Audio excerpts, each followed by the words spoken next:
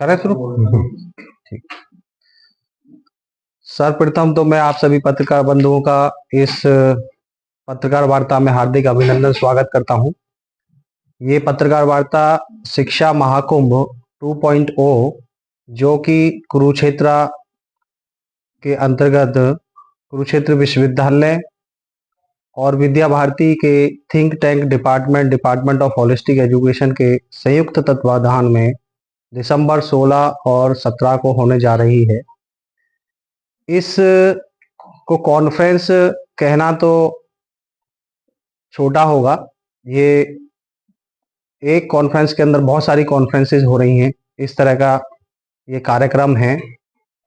और इस कार्यक्रम की एक सबसे बड़ी जो बात है, विशेषता है, वो ये है कि हरियाणा, पंजाब और चंडीगढ़ के समस्त स्टेट और सेंटर के द्वारा जो फंडेड इंस्टीट्यूशंस हैं, उन सभी को इस महाकुंभ में सह आयोजक बनाने का निमंत्रण दिया है। और अधिकांश जो संस्थान हैं हरियाणा, पंजाब और चंडीगढ़ के, उन्होंने हमें सहमति दे दी है और वो इस महाकुंभ में बड़ी संख्या में भाग लेने जा रहे हैं। सिर्फ वो सिंबॉलिकली ही नहीं, उन सभी संस्थानों के जो एग्जीबिशंस होने जा रहे हैं वो इस महाकुंभ में लगेंगे। इसके अतिरिक्त हम देखते हैं कि इस महाकुंभ की जरूरत क्यों पड़ी। आप क्वेश्चन पूछ सकते हैं। तो पूरी दुनिया में आप देखेंगे कि स्पोर्ट्स के लिए एक वैश्विक मंच है जिसको हम ओलंपिक बोलते हैं। लेकिन अगर जब शिक्षा की बात करते हैं तो शिक्षा के अंतर्गत स्पोर्ट्स एक बहुत छोटी सी चीज है। शिक्षा एज ए होल बहुत बड़ा डोमेन है, बहुत बड़ा क्षेत्र है। लेकिन शिक्षा जैसे एक व्यापक और एक मूलभूत विषय के लिए पूरी दुनिया में कोई वैश्विक मंच नहीं है। वर्तमान में ये एक बहुत बड़ा वैक्यूम है, बहुत बड़ी कमी इस चीज की है। लेकिन ऐसा नहीं है कि कभी इस तरह के मंच नहीं रहे। अनादिकाल में भारत को जब विश्व गुरु का दर्जा प्राप्त था और आने वाले समय में होने वाला है, तो उस समय भारत इस तरह के मंचों का नेतृत्व करता था और इस तरह के मंचों के माध्यम से ही भारत पूरी दुनिया के शिक्षाविदों को, विद्वानों को आमंत्रित करता था और शिक्षा के गूढ़ विषयों पर, समाज की जो समस्याएं समकालीन जो आती थी, उनके चिंतन मंथन करके उनके समाधान की ओर अग्रसर होते थे। इस तरह के विचार, इस तरह के अनुभव वहां से निकलते थे। तो इस वर्तमान वैक्यूम को भरते हुए और अनादिकाल की जो परंपरा भारत में रही है, उस गौरवशाली परंपरा को आगे बढ़ाते हुए शिक्षा महाकुंभ की परिकल्पना की गई। शिक्षा महाकुंभ कोई कॉन्फ्रेंस कहना अतिशयोक्ति होगा, क्योंकि मैंने कहा कि यहाँ पे एक तरह के आयाम नहीं है। पूरी शिक्षा पद्धति को 16 भागों में बांटकर उन 16 भागों पर लेख, projects, best practices, exhibitions, student startups ऐसे आमंत्रित किए जा रहे हैं। शिक्षा में आप कोई भी विषय लें, चाहे आप मेडिसिन की बात करें तो वो शिक्षा महाकुंभ का पार्ट है। शिक्षा में आप स्पोर्ट्स की बात करें तो वो शिक्षा महाकुंभ का पार्ट है। शिक्षा में आप सोशल साइंस की बात करें तो वो शिक्षा महाकुंभ का पार्ट है। शिक्षा में आप इंटरनेशनल रिलेशंस की, पॉलिटिक्स की, ह्यूमैनिटीज की, लैंग्वेज की, एजुकेशन फॉर डिसेबल, कोई भी डायमेंशन आप सोचेंगे वो हर पार्ट शिक्षा महाकुंभ का हिस्सा है। इस तरह से इस शिक्षा महाकुंभ की परिकल्पना की और इस शिक्षा महाकुंभ की शुरुआत बहुत ही मॉडेस्ट तरीके से हुई। ये जब महाकुंभ बना तो उस समय एक कॉन्फ्रेंस के रूप में इसको लेके आगे बढ़ रहे थे। 2022 में इस विचार का आगमन हुआ और इस विचार को गति संगठन के माध्यम से मिली। विद्या भारती ने इसको आगे बढ़ाने के लिए आग्रह किया। तो पहला जो शिक्षा महाकुंभ था वो स्कूली शिक्षा को समर्पित था लेकिन जब स्कूली शिक्षा पे चिंतन मंथन हुआ, देश भर के लगभग 19 राज्यों से वाइस चांसलर्स, डायरेक्टर्स, ऐसे लगभग 5,000 लोग ऑनलाइन ऑफलाइन मोड में पहले शिक्षा महाकुंभ 1.0 में आए, जो कि जालंधर में हुआ। उस समय ऐसा निर्णय लिया गया कि इसको वार्षिक रूप से किया जाए और इसको सिर्फ भारत में ही नहीं, इसको एक वैश्विक मंच इसका बनाया जाए। इस तरह की सोच, इस तरह के विचार, जो भी प्रबुद्ध जन वहाँ पे भाग लेने के लिए आए, लगभग 37 वाइस चांसलर्स, डायरेक्टर, संगठन मंत्री, ऐसे गणमान्य प्रबुद्ध व्यक्ति उस महाकुंभ में सम्मिलित हुए। इसके अतिरिक्त 2 मंत्री केंद्र सरकार के और 2 राज्यपाल राज्यों के वहाँ पर उपस्थित हुए। उन सब की उपस्थिति में, उन सब के चिंतन मंथन के बाद ये निर्णय लिया गया कि इसको वार्षिक रूप से आयोजित किया जाए। इसको सिर्फ वर्ष में एक बार ना किया जाए, बल्कि इसके आयोजन के लिए एक माहौल पूरे देश भर में बने और जिस राज्य में ये हो रहा होता है उसके आसपास के और विशेषकर उस राज्य में एक माहौल बने। तो उसके निमित्त 1 दिन की, 2 दिन की, 3 दिन की, इस तरह की workshops, national seminars, training sessions, इस तरह के टॉक सीरीज करने की भी योजना बनी, जिसको कुंभ का नाम दिया गया। तो इस महाकुंभ से पहले एक महाकुंभ हो चुका है और 2 छोटे-छोटे कुंभ हो चुके हैं। जो एक कुंभ तो कुरुक्षेत्र की पावन भूमि एनआईटी कुरुक्षेत्र के संयुक्त तत्वावधान में हुआ और दूसरा कुंभ जो हुआ वो एनआईटी श्रीनगर में। और एनआईटी श्रीनगर में वो अपने आप में पिछले कई दशकों में एक अनूठा कार्यक्रम था, जिसमें ऑर्गेनिकली लगभग 2000 छात्र छात्राएं, डेलीगेट्स, वाइस चांसलर्स, डायरेक्टर्स और पूरे देश भर से लगभग 22 उद्योगपति वहां लेकर गए। आजादी के बाद कितनी सारी समस्याएं कश्मीर में पनपी हुई थी, लेकिन 370 हटने के बाद एक नई हवा, नई फिजा वहां पे आई। लेकिन आने के बाद वहाँ के जो लोग हैं, मैं खुद 15-20 दिन का प्रवास कश्मीर में किया, तो वहाँ के जो लोग हैं उनका एक्सपोजर पूरे भारत की तरफ या भारत के साथ है ही नहीं। उनको मिसगाइड किया गया लंबे समय तक, लेकिन लोग बहुत खराब नहीं है, लेकिन उनको एक्सपोजर ही नहीं है दुनिया में, देश में हो क्या रहा है, वो देश को अपना समझते ही नहीं है, ऐसा कभी उनको भाव बताया ही नहीं गया।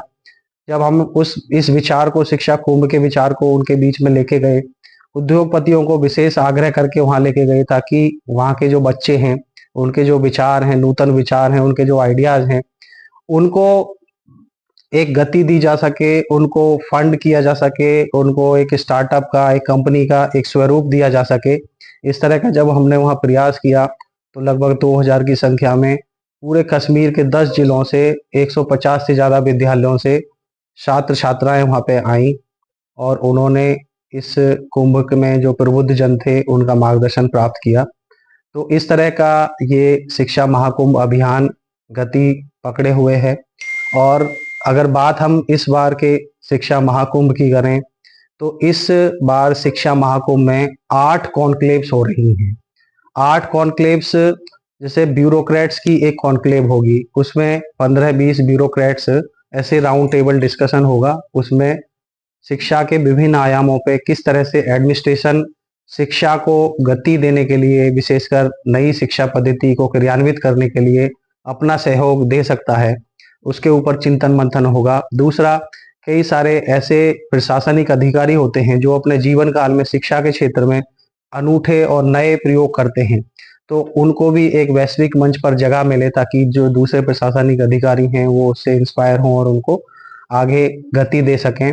इस तरह की कॉन्क्लेव ब्यूरोक्रेट्स की है। इसी की तर्ज पर एक साइंटिस्ट की कॉन्क्लेव है कि साइंटिस्ट कैसे लैब से लैंड तक अपने जो प्रयोग हैं, अपने जो अनूठे एक्सपेरिमेंट्स हैं, उनको लेके जा सकते हैं, जमीन पर उतार सकते हैं।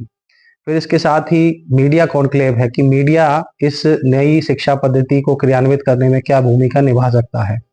फिर एक यूट्यूबर्स की कॉन्क्लेव है, क्योंकि आजकल डिजिटल वर्ल्ड में आप देखेंगे कि यूट्यूब का एक बड़ा महत्व है और बहुत सारे यूट्यूबर्स के न्यूज चैनल बड़े अच्छे, जो इलेक्ट्रॉनिक चैनल्स हैं उनसे भी बढ़िया काम कर रहे हैं। तो ऐसे ही 15-20 यूट्यूबर्स ऐसे ही चिंतन मंथन करेंगे कि किस तरह से यूट्यूब के माध्यम से नई शिक्षा नीति को क्रियान्वित किया जा सके, शिक्षा के अंतर्गत कौशल और उद्यमिता को बढ़ाया जा सके और एक शिक्षा के लिए वैश्विक विमर्श का एक मंच बनाया जा सके। इस तरह के उस पर चिंतन मंथन यूट्यूबर्स करेंगे। इसके साथ ही वाइस चांसलर्स और डायरेक्टर्स की एक कॉन्क्लेव है कि पूरे देश भर से जो वाइस चांसलर्स और डायरेक्टर्स आएंगे उनका एक कॉन्क्लेव होगा। इसके साथ ही जो प्रिंसिपल्स हैं, जो शिक्षा पद्धति में या शिक्षा नीति में आप देखें तो 26.5 करोड़ बच्चे स्कूलों में पढ़ते हैं और 4.25 करोड़ उच्च शिक्षा संस्थानों में पढ़ते हैं। तो मेजोरिटी में जो बच्चे हैं वो स्कूली शिक्षा में हैं। तो उन शिक्षार्थियों को जो शिक्षक और जो नेतृत्व देते हैं प्रधानाचार्य, ऐसे प्रधानाचार्यों की एक बड़ी संख्या में लगभग 150 से 200 प्रधानाचार्य उस कॉन्क्लेव में जुड़ेंगे। उनका एक कॉन्क्लेव होगा। ऐसा ही एक कॉन्क्लेव पूरे हरियाणा से और अन्य प्रांतों से जो स्टूडेंट लीडरशिप कॉन्क्लेव की जो स्टूडेंट्स हैं, जो आउट परफॉर्मिंग स्टूडेंट्स हैं, ऐसे लगभग 150-200 छात्र छात्राओं की एक कॉन्क्लेव रहेगी। इसके साथ ही एंटरप्रेन्योर्स की एक कॉन्क्लेव रहेगी कि जो स्टूडेंट्स प्रोजेक्ट्स हैं उनको फंडिंग करना, उनको पिचिंग करने के लिए एंटरप्रेन्योर्स रहेंगे कि किस तरह से वो स्टूडेंट्स को फंड करके जो स्टूडेंट्स या जो हमारी एजुकेशन है, स्कूली शिक्षा है और हायर एजुकेशन है, उसमें कैसे स्टूडेंट्स को मोटिवेट कर सके कि वो स्टार्टअप और एंटरप्रेन्योरशिप की ओर बढ़ें। ये कॉन्क्लेव्स विशेष आकर्षण का केंद्र इस महाकुंभ में रहने वाली हैं। ये नया प्रयोग है। इससे पहले मैंने आपको बताया कि हरियाणा, पंजाब और चंडीगढ़ के समस्त जो संस्थान है उनको सह आयोजक बनाया है। इस तरह का ये भी एक अनूठा प्रयोग है। इसके साथ ही पूरे देश भर से जो बेस्ट प्रैक्टिसेस हैं, कई सारे लोग ऐसे होते हैं कि वो शैक्षिक क्षेत्र में ना जुड़े होके भी वो शैक्षिक क्षेत्र में बड़ा योगदान अपना करते हैं। तो इस तरह की जो बेस्ट प्रैक्टिसेस हैं उनको एक वैश्विक मंच मिले, उनको सारी दुनिया जाने ताकि लोग इंस्पायर हो सकें। तो ऐसी बेस्ट प्रैक्टिसेस की नॉमिनेशन भी इस बार इस शिक्षा महाकुंभ में करवाई जा रही है और उनको यहाँ पे सम्मानित किया जाएगा जो गणमान्य मुख्य अतिथि आएंगे।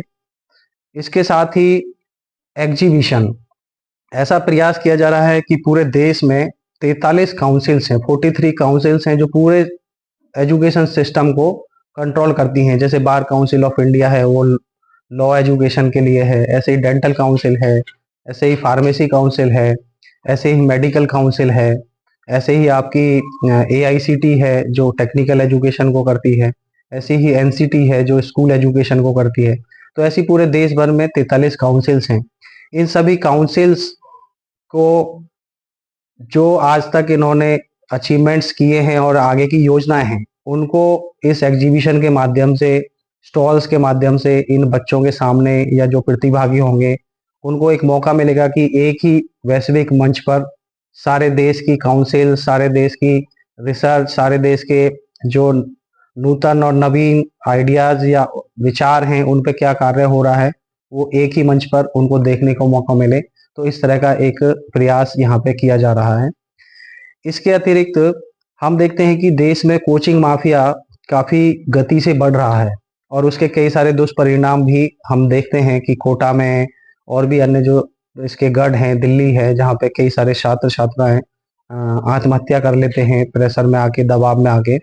तो उसको कैसे काउंटर किया जा सके, तो उसके लिए कई सारे प्रयोग DHE ने शिक्षा महाकुंभ अभियान के माध्यम से पंजाब के अंतर्गत जम्मू कश्मीर में जहाँ पे शिक्षा कुंभ का आयोजन किया गया वहाँ पे किए हैं। तो उन्हीं को आगे गति देते हुए कि इस शिक्षा महाकुंभ में एक नया प्रकल्प जोड़ा गया है जिसके अंतर्गत जो स्कूली शिक्षा से जुड़े छात्र हैं और छात्राएं हैं उनको, जैसे कुरुक्षेत्र यूनिवर्सिटी में हो रहा है, तो UIT के जो बच्चे हैं, पास में हमारी NIT है, उसके फर्स्ट ईयर के बच्चे उनके साथ रूबरू होंगे और वो बताएंगे उनको कि किस तरह से हम IIT का एग्जाम निकाल के इंजीनियरिंग में पहुंचे हैं। और आगे प्रयास चल रहा है कि इस तरह के जो केंद्र के संस्थान है, INIs हैं, इंस्टीट्यूशंस ऑफ नेशनल इम्पोर्टेंस, जैसे IITs हैं, IIMs हैं, NITs हैं, नेशनल लॉ यूनिवर्सिटीज हैं, सेंट्रल यूनिवर्सिटीज हैं, इस तरह के संस्थानों के साथ मिलके किस तरह से हम इस कोचिंग माफिया को काउंटर कर सकते हैं। ऐसे कई सारे प्रयोग हमने पंजाब में किए हैं, जहाँ पे आईआईटीज के साथ मिलके शाम को आईआईटीज के जो बच्चे होते हैं उनकी 5-6 बजे क्लासेस खत्म हो जाती हैं और शाम को 5-6 बजे जो स्कूल के बच्चे हैं वो भी अपना स्कूल के बाद और बाकी जो स्पोर्ट्स क्लासेज और वो सब के बाद फ्री हो जाते हैं। तो शाम को 6 से 8 इस तरह के क्लासेस का एक लंबे अरसे का हमारे पास अनुभव है, जिसके माध्यम से इस तरह की चीजें एग्जीक्यूट की गई। तो उस तरह का मैसेज भी जो यहाँ पे प्रतिभागी हों उनको जाए और अधिक से अधिक आईएनआई खुद सामने आए। इसको बड़े ऑर्गेनाइज्ड वे में किया गया है, क्योंकि वैसे अगर किसी से आह्वान किया जाए तो उसकी इच्छा होगी, उसका इंटरेस्ट होगा, नहीं होगा। लेकिन हमने क्या है कि इन आईएनआईज के साथ मिलके करिकुलम डिजाइन करने की दिशा में कार्य किया है कि कम्युनिटी एंगेजमेंट करके या कम्युनिटी सर्विस करके एक कोर्स ही बना दिया जाए न्यू एजुकेशन पॉलिसी के तहत। और उस कोर्स के अंदर उन बच्चों से आग्रह किया जाए, आह्वान किया जाए कि आप सिर्फ और सिर्फ स्कूल के बच्चों को जो आपने कोचिंग ली है या जो आपने तैयारियां की हैं कंपटीशन की, उस तरह की तैयारियां आप अपने प्रांत के, जिस प्रांत में ये आईएनआईज होंगे, आज आप देखेंगे कि लगभग हर प्रांत के अंदर एक आईआईटी है, एक आईआईएम है, एक एम्स है, एक एनआईटी है, लगभग हर प्रांत के अंतर्गत है। तो अगर इनको ऐसे ही सेंट्रल यूनिवर्सिटी है, नेशनल लॉ यूनिवर्सिटी है, अगर इनको केंद्र बिंदु बना दिया जाए कंपटीशन की तैयारी का और फर्स्ट ईयर के बच्चों को एक कम्युनिटी एंगेजमेंट का कोर्स दे दिया जाए, तो मुझे लगता है कि बड़ी अच्छे तरीके से, बड़ी सिस्टमेटिक तरीके से हम इस कोचिंग माफिया को काउंटर कर सकते हैं। तो उसके लिए लगभग 200 बच्चों को प्रयोग के तहत इस बार हम बुलाएंगे और उनको एनआईटी और यूआईटी के जो छात्र छात्राएं हैं उनके माध्यम से इंटरेक्ट करवाएंगे कि किस तरह से तैयारी की जाती है, और एक तरह से उनके लिए करियर काउंसलिंग और मोटिवेशनल सेशंस होंगे। तो ऐसी कुछ विशेषताएं इस शिक्षा महाकुंभ में रहने वाली हैं। इसके अतिरिक्त मैंने कहा कि पूरे शिक्षा तंत्र को 16 भागों में हमने विभाजित किया है और हर विभाग के अंतर्गत लेख, जो भी नूतन नवाचार हुआ है देश में विदेश में, उसके ऊपर लेख आमंत्रित किए जा रहे हैं। क्योंकि मेरा मानना है और हम सबका भी यही मानना है कि discussion without conclusion is wastage of time. और इस तरह के जब महाकुंभ, विशेषकर शैक्षिक महाकुंभ, शिक्षा के ऊपर लगने वाले महाकुंभ में अगर एकेडमिक्स स्ट्रांग ना हो तो वो उसका जो रिलेवेंस है वो खत्म हो जाता है। तो इसलिए एकेडमिक्स पे विशेषकर ध्यान दिया गया है कि ज्यादा से ज्यादा लेख यहाँ पे आए और अच्छे लेख आए और उनको क्रिटिकली रिव्यू किया जा सके। इस तरह की योजना इस शिक्षा महाकुंभ में है। इसके अतिरिक्त शिक्षा महाकुंभ अभियान का जो प्रथम संस्करण लगा तो उसमें आह्वान किया गया कि देश में जो पब्लिकेशन है, विशेषकर जो टेक्निकल पब्लिकेशन है, जर्नल पब्लिकेशन है, उसकी स्कार्सिटी है। इस पे अगर वैश्विक दृष्टि से देखा जाए तो कुछ ही देशों के कुछ पब्लिशर्स का पूरी दुनिया पर नियंत्रण है, और हमारा देश क्योंकि जनसंख्या के मामले में आज पूरी दुनिया में नंबर 1 पर है, और पब्लिकेशन की दृष्टि से भी और रिसर्च की दृष्टि से भी हम काफी काम करते हैं, काफी खर्चा करते हैं। लेकिन उस पब्लिकेशन के लिए बहुत सारा पैसा एक्सपेरिमेंट पे लगता है, एक्सपेरिमेंट पे लगने के बाद उसको पब्लिश करने में पैसा लगता है, और जब हमारे शोधार्थी वो पत्र पढ़ते हैं, रिसर्च शोध पत्र पढ़ते हैं, तो सब्सक्रिप्शन के नाम पे अलग से पैसा देते हैं। तो एक ऐसा आह्वान प्रबुद्ध जनों ने किया कि हम खुद भी अपने देश में कुछ प्रतिष्ठित जर्नल का एक स्थापना करें। तो उसी विचार को आगे बढ़ाते हुए शिक्षा महाकुंभ अभियान के अंतर्गत 4 जर्नल्स की शुरुआत की गई, और ये जर्नल है विकसित इंडिया और विकसित भारत के नाम से। दोनों हिंदी और इंग्लिश, 2 अलग अलग भाषाओं में प्रकाशित होते हैं। इनकी शुरुआत हो गई है।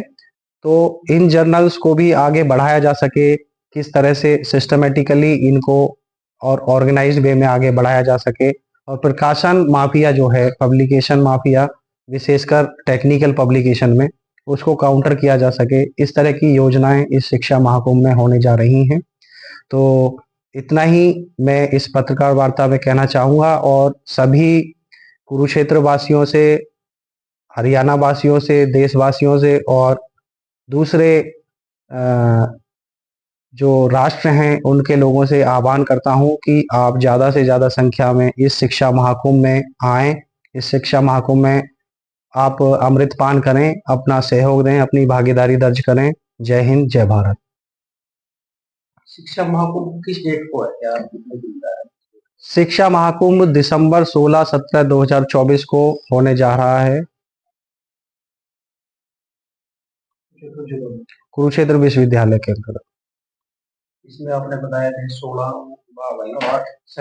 8 कॉन्क्लेव बताता है जी, किस तरह के लोग, तो स्टूडेंट्स आएंगे या मतलब उनसे स्टूडेंट्स को क्या फायदा होगा हमारे यहाँ के स्टूडेंट्स को देखते हैं, जैसे कोई आ रहा है किसी ने कॉन्क्लेव की, तो स्टूडेंट्स कैसे जुड़ेगा उससे, कैसे? जी, स्टूडेंट्स को फायदा दो तरीके से होगा, विशेषकर चार तरीके से होगा। एक तो अगर किसी स्टूडेंट में कोई भी टैलेंट है, वो उस टैलेंट को सबमिट कर सकता है। किसी भी तरह का टैलेंट हो, किसी के अंदर सिंगिंग का हो, किसी के अंदर डांसिंग का हो, किसी को पेंटिंग का हो, किसी को स्कल्पचर बनाने का हो, तो उसको एक मंच पर रिकॉग्निशन मिले। इस तरह के नॉमिनेशन रजिस्ट्रेशन का हम आमंत्रण कर रहे हैं। दूसरा, अगर किसी विद्यार्थी ने कोई स्टार्टअप बनाया है, कोई प्रोजेक्ट बनाया है या कोई स्किल उसकी है, तो उसके लिए एक वैश्विक मंच प्रदान किया जा रहा है। तीसरा, कैरियर काउंसलिंग सेशन जो मैंने बताया कि 6th क्लास से ऊपर के छात्र छात्राओं को यहाँ पर आने के लिए आह्वान किया जा रहा है। तो वो किस तरह से अपना कैरियर बना सकते हैं, कैरियर उनको किस दिशा में बनाना है ये हम नहीं बताएंगे, लेकिन किस कौन कौन से ऑप्शंस उपलब्ध हैं आज के समय में, इंजीनियरिंग, मेडिसिन, सिविल सर्विस और इस तरह के कुछ चुनिंदा प्रोफेशंस के अलावा इस तरह का एक आयोजन, ताकि उनके समक्ष एक वैश्विक पटल पर कौन कौन से प्रोफेशंस आज के समय में उनके सामने एज ए ऑप्शन उपलब्ध हैं, इस तरह का एक आयोजन उनके लिए रहने वाला है। इसके अतिरिक्त मैंने कहा कि एनआईटी और यूआईटी जैसे संस्थानों के बच्चे उनके साथ इंटरेक्ट करेंगे कि जो कोचिंग माफिया है, जो उनके पेरेंट्स को भी प्रेशराइज करता है और उनको भी दिन रात चैन की नींद नहीं सोने देता। मैं देखता हूँ कि आजकल जो फिटजी और इस तरह की जो ऑर्गेनाइजेशंस हैं, पहले वो 11th-12th के बच्चों को, उससे पहले वो 12th पास बच्चों को कोचिंग देते थे, फिर 11th-12th पे आ गए, फिर 9th-10th पे आ गए और आजकल आप देखते होंगे कि 6th क्लास से वो बच्चों को पकड़ने लगे हैं। तो 6th क्लास से ही बच्चे को मतलब कि प्रफुल्लित भी नहीं होने देते, उससे पहले ही उसको उनके पेरेंट्स, सोसाइटी और ये कोचिंग माफिया प्रेशराइज कर देते हैं और बच्चे को जिस के लिए भगवान ने बनाया है वो चीज हमें उसे प्रफुल्लित होने ही नहीं देते, उसको पहले से ही प्रेशराइज कर देते हैं।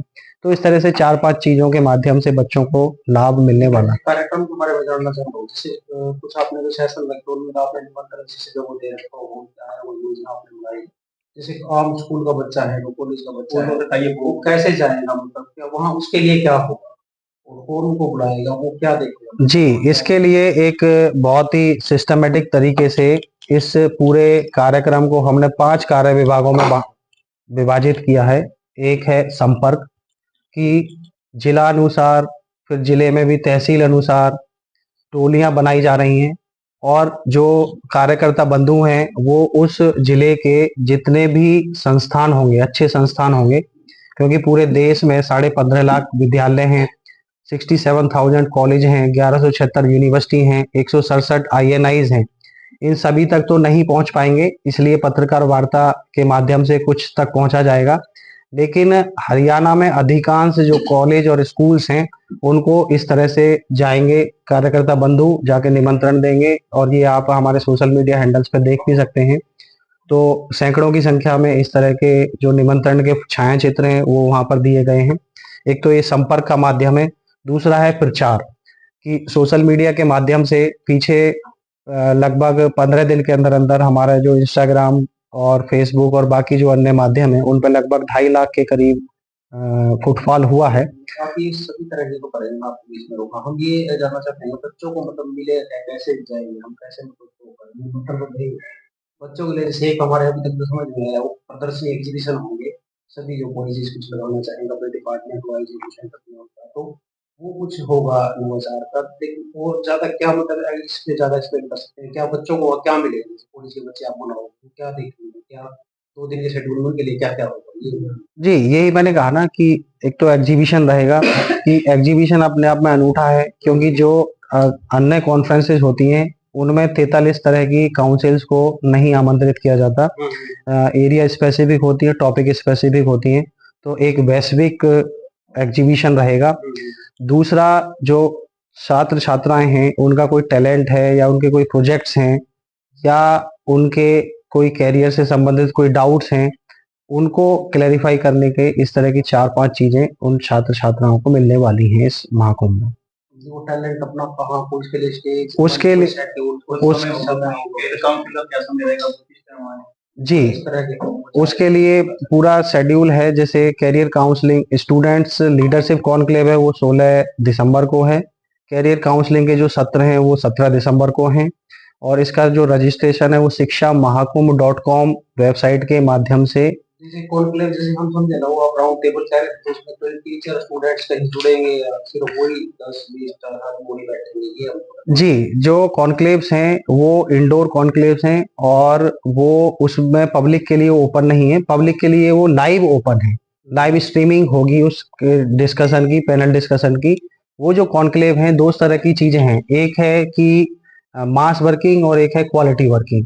कि जैसे बहुत सारे वाइस चांसलर्स डायरेक्टर्स आएंगे, उनके इनवाइटेड टॉक्स भी रहेंगे स्टूडेंट्स के लिए जिसमें स्टूडेंट्स बैठेंगे। हाँ, वो उनके इनवाइटेड टॉक रहेंगे, वो आप बाद में शेड्यूल जारी कर दोगे कि जी जी जी, बिल्कुल बिल्कुल बिल्कुल। हम जानना करेंगे, बच्चे जाएंगे तो देखेंगे, वो पूरा शेड्यूल वेबसाइट पे 1-2 दिन में अवेलेबल हो जाएगा।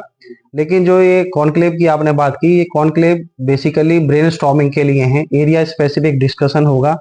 जितने भी प्रतिभागी इन कॉन्क्लेव्स में भाग लेंगे उनसे हम रिटर्न में भी उनसे उनके विचार मांग रहे हैं, प्लस जो यहाँ पर राउंड टेबल डिस्कशन होगा उसका जो कंक्लूजन होगा उसको पूरा हर कॉन्क्लेव का एक डिक्लेरेशन बना के वो पॉलिसी मेकर्स तक पहुंचाया जाएगा। जैसे साइंटिस्ट कॉन्क्लेव है तो उसमें लैब टू लैंड किस तरह से हम जा सकते हैं, तो ऐसे 25-30 जो वैज्ञानिक हैं भिन्न भिन्न क्षेत्रों में, जैसे इसरो से मैं हूँ, डीआरडीओ है, डीआरडीओ हमारे इस महाकुंभ को फंड भी कर रहा है, स्पॉन्सर भी है।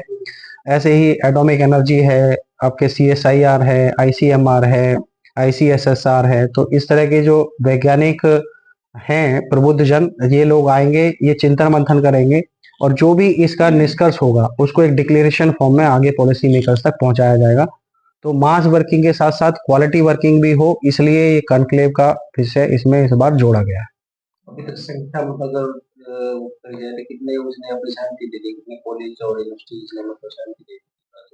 अभी अगर बात की जाए तो लगभग 50 जो यूनिवर्सिटीज और संस्थान पंजाब, हरियाणा और चंडीगढ़ के हैं, इन्होंने इसमें सह आयोजक के नाते भाग लेने की सहमति दी है। इसके अतिरिक्त लगभग 60 के करीब वाइस चांसलर डायरेक्टर्स इसमें सहभाग करने वाले हैं, क्योंकि कुछ वाइस चांसलर्स दूसरे प्रांतों से आएंगे तो वो को ऑर्गेनाइजर नहीं रहेंगे, लेकिन वीसी डायरेक्टर्स कॉन्क्लेव में भाग लेंगे और उनके कुछ इनवाइटेड टॉक्स भी रहने वाले हैं। इसके अतिरिक्त अगर बात की जाए कि पार्टिसिपेंट्स की, तो लगभग 2000 के करीब इसमें फिजिकल मोड में प्रतिभागी रहने वाले हैं।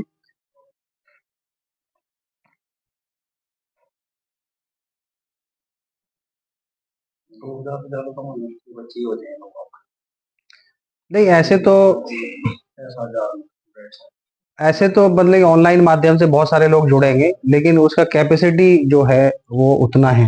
ऑडिटोरियम में आपका आर के सदन और मल्टीपल लोकेशंस पे होगा, जैसे मैकेनिकल इंजीनियरिंग डिपार्टमेंट में कॉन्फ्रेंस हॉल है, ऑडिटोरियम है, तो ऐसी लगभग 7-8 लोकेशंस पे वो पैरेलली चलेंगे सेशंस। तो कुल मिला के जो एक रियल नंबर है, जो ऑर्गेनिक नंबर है, वो 2000 का है। वैसे तो बहुत सारे ऑर्गेनाइजर्स भी इसमें होंगे, लेकिन ऑर्गेनाइजर्स उसको पूरा मतलब कि सुन नहीं पाएंगे, ऑनलाइन मोड में ही सुन पाएंगे।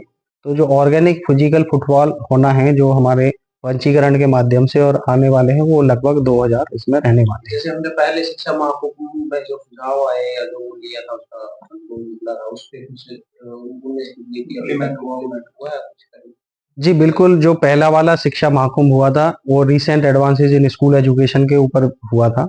उसका जो डॉक्यूमेंट हमने बुक फॉर्म में ISBN नंबर के साथ कंपाइल करके एडिट करके आगे सभी विद्यालयों को, विश्वविद्यालयों को, सारी काउंसिल्स को और सभी मंत्रालयों को वो हमने प्रेषित की हैं, और उस पे चिंतन मंथन हो, आगे पॉलिसी फ्रेमवर्क में वो बने, तो इस तरह के भी प्रयास किए जा रहे हैं। क्योंकि अभी वास्तविकता ये है कि शिक्षा महाकुंभ का ये द्वितीय संस्करण है। प्रथम जो संस्करण था तो उस समय तो लोग इसको हल्के में ले रहे थे, और मुझे लगता है कि अगले 2-3 संस्करण तक इसकी ब्रांडिंग बनेगी, तब जाके लोग सीरियसली इसके जो निष्कर्ष होंगे उनको पॉलिसी फ्रेमवर्क में जोड़ पाएंगे। क्योंकि मैं कहूँ कि पहला संस्करण या द्वितीय संस्करण पूरे शिक्षा तंत्र को बदल देगा, तो मुझे लगता है कि ये बहुत ज़्यादा ओवर एक्सपेक्टेशन होगा। तो 4-6 जब हो जाएंगे उसके बाद, अभी पहले वाले से इतना माहौल पूरे देश भर में बना है कि समस्त यूनिवर्सिटीज इंस्टीट्यूशंस को ये पता है कि शिक्षा महाकुंभ कुछ है, और इस वाले संस्करण में उसका हमें रिजल्ट दिख रहा है कि अभी हमें कोई 1 वीक ही हुआ है। क्योंकि इसका पहले जो वेन्यू था वो आईआईटी रोपड़ था, और शॉर्ट नोटिस पे इसको हमने वेन्यू चेंज करना पड़ा कुछ अनओवरडुअल सर्कमस्टांसेस के कारण। तो बड़े शॉर्ट नोटिस पे चेंज होने के कारण एक ही वीक हुआ है अभी, और उस वीक के अंदर ही हमारे पास इतने 60 के आसपास वाइस चांसलर्स डायरेक्टर्स की कंसेंट आई है, और अभी और आएगी, क्योंकि अभी लगभग 1 महीना पड़ा है। तुरंत गीता जयंती के बाद ही तो होगा। जी जी जी और इसमें वरना वो रहेगी। जी, अभी तक जो समारोह है इसका वैलिडिटी फंक्शन है, उसमें हरियाणा के महामहिम राज्यपाल ने आने की सहमति दी है। उद्घाटन सत्र के लिए अभी प्रयास कर रहे हैं जगदीप धनखड़ जी, रामनाथ कोविंद जी और शिक्षा मंत्री जी से। तो इन तीनों में से कोई ना कोई एक रहे इस तरह का, और 2 भी रह सकते हैं, इस तरह का प्रयास जारी है। हरियाणा के मुख्यमंत्री और शिक्षा मंत्री भी इसमें रहें, इस तरह का भी प्रयास किया जा रहा है। क्योंकि हरियाणा की पावन भूमि पर हो रहा है, तो हरियाणा का नेतृत्व तो इसमें आशीर्वचन के लिए रहे तो बहुत ही अच्छा रहेगा प्रतिभागियों के लिए। संदीप जी क्या कर रहे हैं? बात कर रहा हूँ आपके संशोधन के भी बात करें। जी कोई केंद्र भी प्रश्न कर जाए जी ये शिक्षा महाकुंभ पर है, लेकिन अधिकतर संख्या जो हमारे भारत से बाहर जाने की प्रश्न क्या आपको लगता है कि उन बच्चों की मानसिकता पर बदल सकता है जो भारत में रहते हुए डायरेक्टली शुरू करें? इस पे ना मेरा एक व्यक्तिगत मत है कि भारत में, मैंने बताया ना, 26.5 करोड़ स्कूलों में बच्चे हैं, और 4.25 करोड़ उच्च शिक्षा में हैं। लेकिन जैसे अगर वर्तमान इंफ्रास्ट्रक्चर की बात की जाए, तो इतनी जनसंख्या के लिए इंफ्रास्ट्रक्चर हमारे पास है नहीं। एक जर्मनी छोटा सा देश है, वहाँ पे कुछ लाख बच्चों के लिए आईआईटी जैसे संस्थान है। हमारे देश में 23 आईआईटी हैं और 140 करोड़ की जनसंख्या है। तो कम से कम 1 करोड़ पे एक आईआईटी हो। अभी तो हमारे पास मात्र 23 आईआईटी है, तो इंफ्रास्ट्रक्चर उस स्तर का नहीं है, अभी बन रहा है। 10 साल पहले तो हमारे पास मात्र 5-7 आईआईटीज थी, लेकिन पिछले 10-12 सालों में 23 आईआईटीज तक हम पहुंचे। इतने ही नंबर में आईआईएम्स बने, इतने ही नंबर्स में एम्स बन रहे हैं, एनआईटीज लगभग हर प्रांत में बन गई हैं। तो इंफ्रास्ट्रक्चर उतना बड़ी स्केल में नहीं है, तो मुझे नहीं लगता है कि बाहर जाने वाले स्टूडेंट से भारत को कोई विशेष समस्या है। बाहर जाना चाहिए, लेकिन जाके वापस आना चाहिए, ऐसा मेरा आग्रह सभी छात्रों से है कि आप बाहर जाएं, 10-20 साल वहां लगाएं, वहां से आप अनुभव लेके भारत में पुनः वापस आएं, और फिर यहाँ पे श्रीधर वेम्बू इसका एक बड़ा उदाहरण है। श्रीधर वेम्बू आईआईटीएन है, और उन्होंने जोहो कॉरपोरेशन की स्थापना की। कई दशक वो विदेशों में रहे, लेकिन वहां से उन्होंने अपना सब कुछ वाइंड अप करके आज तमिलनाडु के कई दर्जनों गांवों के अंदर वो अपने कंपनी को, जोहो कॉरपोरेशन को चलाते हैं। और ऐसा माना जाता है कि इस दुनिया में हर 5वां इनवॉइस उनके प्लेटफॉर्म से कटता है। इतनी बड़ी कंपनी जोहो कॉरपोरेशन है। आप कोई भी कंपनी का नाम लें, वो कंपनी उनकी सेवाओं का, उनकी सर्विसेज का लाभ लेती है। तो मेरा तो ये मत है।